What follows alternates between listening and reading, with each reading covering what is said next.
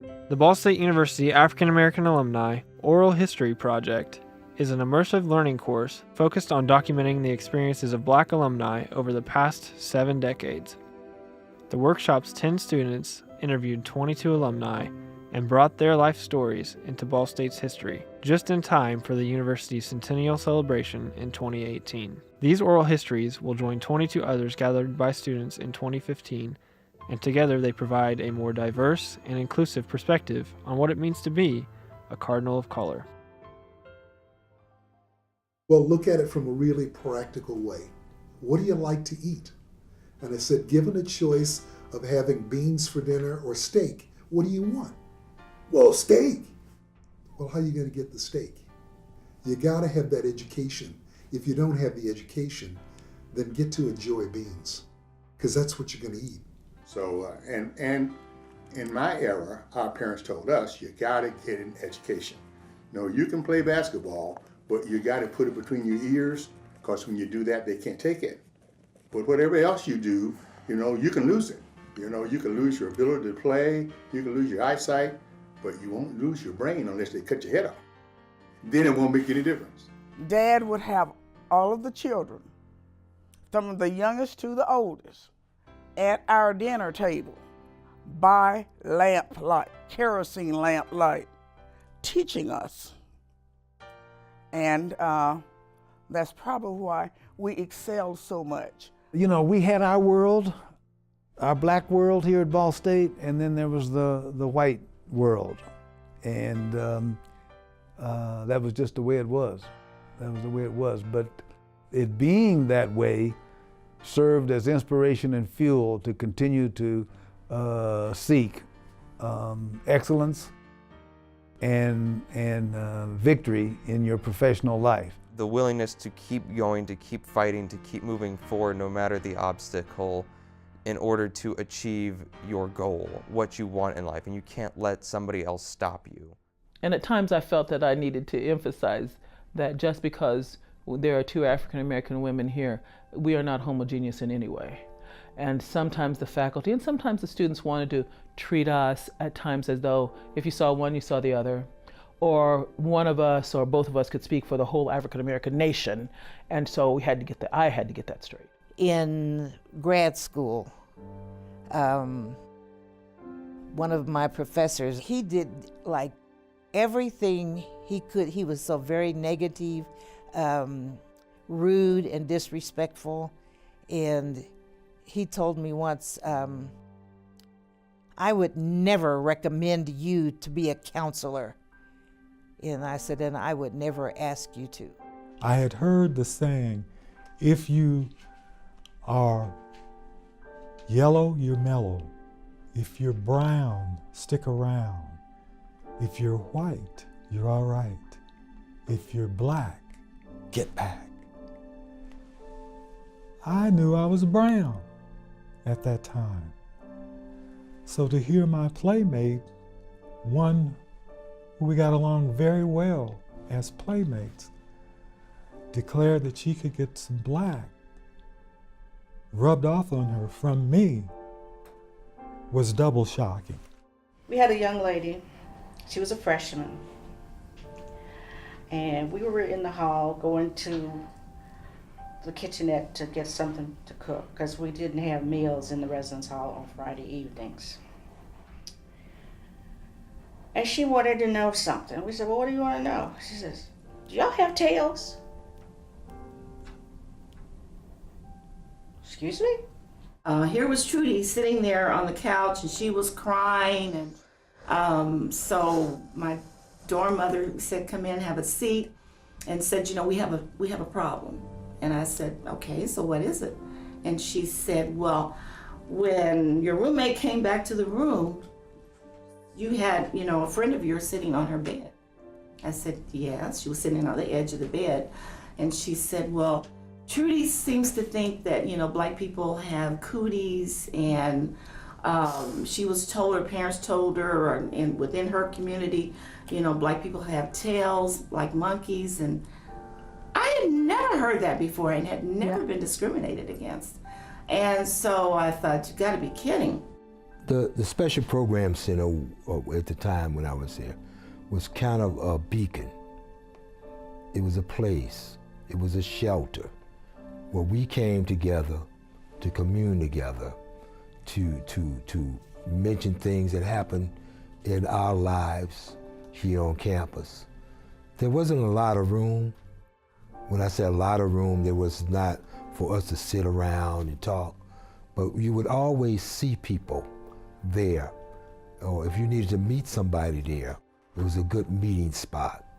And it was a place in which we found cultural refuge. Dr. Francesca Armour, she was a nursing major here. It was really interesting to me that she went from being a nurse in a hospital to teaching without having any extra education at first, and Ball State prepared her for that. Delta Sigma Theta was and continues to be such a valuable part of my life. When we become Deltas for life. And so being able to see, and my pledge sisters, when once our line went over, when we've had a couple who've passed on, but we were there when they were sick. You know, one was ill and ultimately moved to Milwaukee, Wisconsin, and we were there. I had one last time when I was planning to go up and see her, and I missed getting up to see her before she passed on.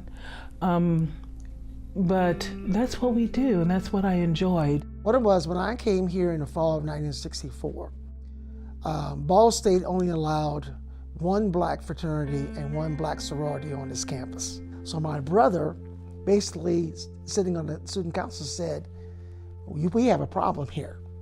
Ball State's in violation of federal law. And I said, if you don't allow Omega Psi Phi and another sorority, Alpha Kappa Alpha, which was my mother's sorority, to be on this campus, we're going to file a federal lawsuit against you.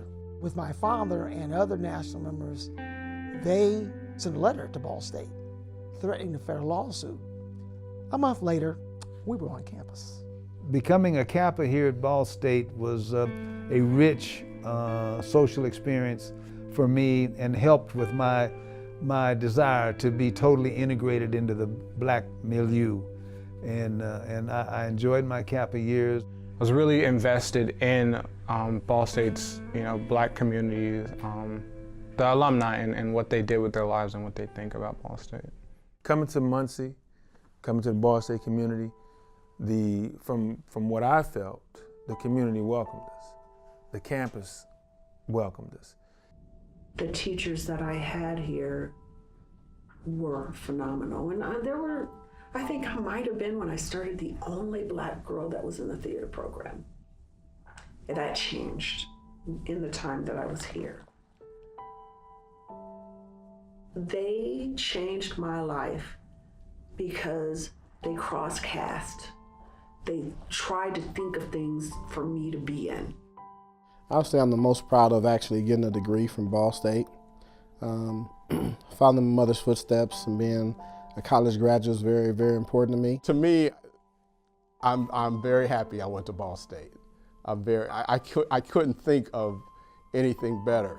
A lot of what I've learned at Ball State comes in handy in terms of public speaking and how to, put together your thoughts and organize them.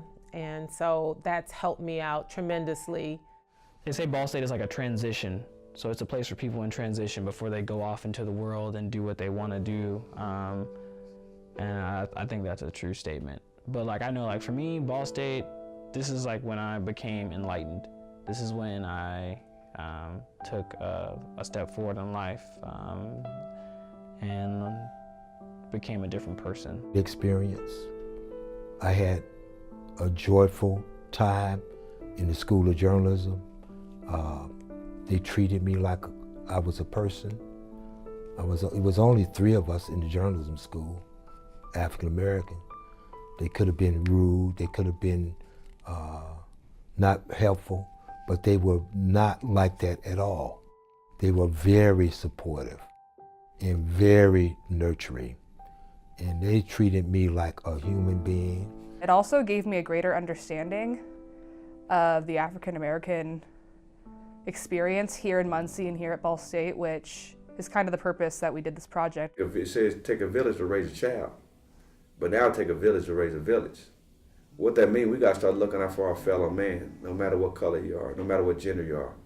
We got to start knocking door to door, make Muncie safe again. That's from neighborhoods, that's from the city, at the store.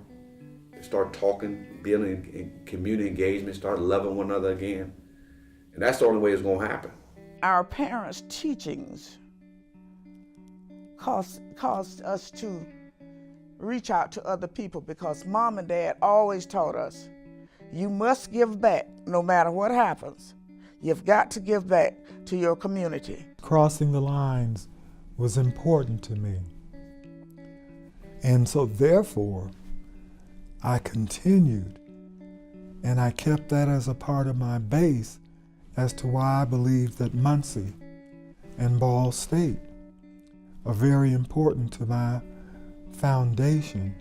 What I got out of participating in the Ball State University African American Alumni Oral History Project was such a rich history of not only Ball State, but also of the African American culture as well.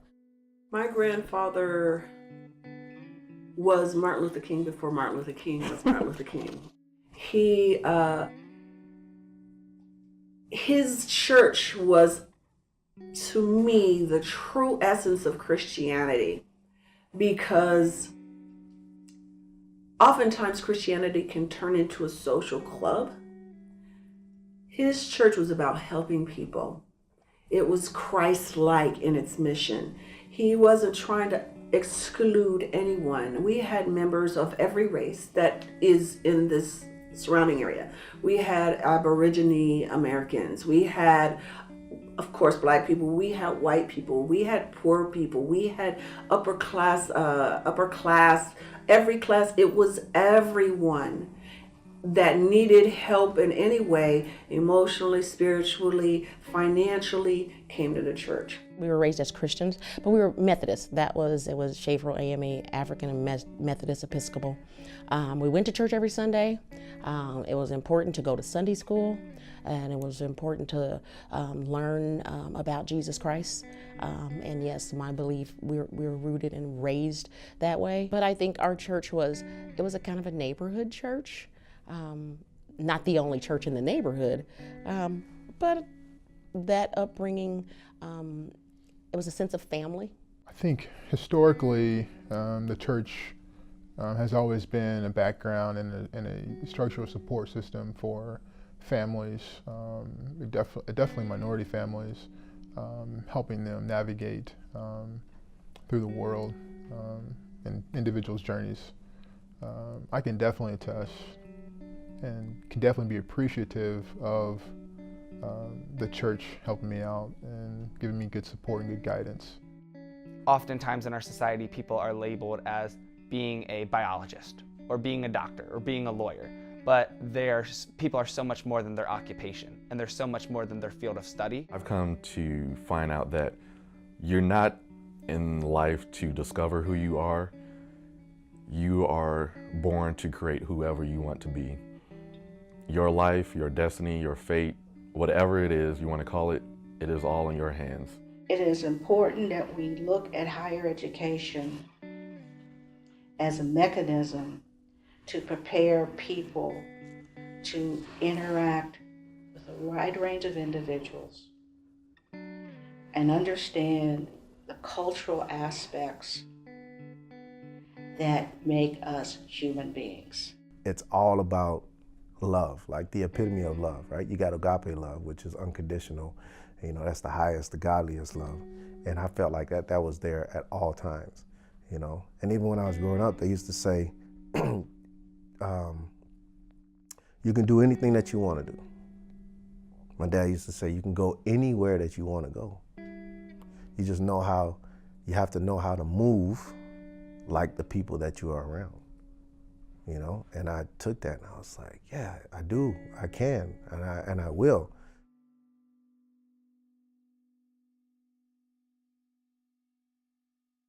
I trained the students to be curious on behalf of posterity, because I believe that the conversations we're having in the present about the past will be of enormous interest to people that haven't even been born yet. And we have to anticipate what those future generations would want to know and ask of the people who are the eyewitnesses to the history they're attesting to. One of the most influential people in my upbringing and in my oral history practice was Meridel LeSueur, a poet and a screenwriter and novelist from Minnesota, born in 1900. And she told me, when I started out my oral history work in 1980, nobody should die without leaving an address. And for us, recording these life stories are ensuring that those individuals will have left an address.